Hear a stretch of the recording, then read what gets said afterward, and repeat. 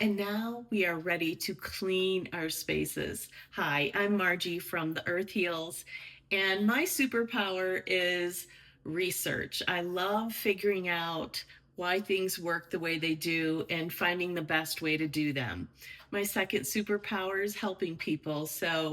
Uh, this is why I formed the Earth Heals, to share all the things that I've learned and roll it out to this community. So, today we are talking non-toxic cleaning, and today I'm featuring an all-purpose spray. So let me show you how I do it. This is my all-purpose spray. We will begin with roughly 2 cups. This is a 16-ounce bottle, so we're doing almost 2 cups of distilled water.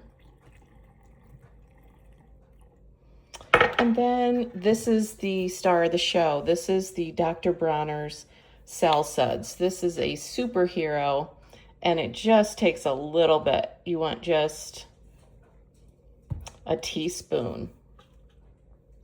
And then you're going to add about a tablespoon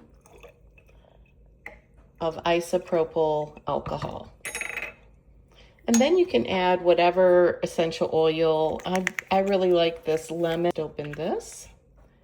So I'm going to put about 10 to 20 drops into. And there you go.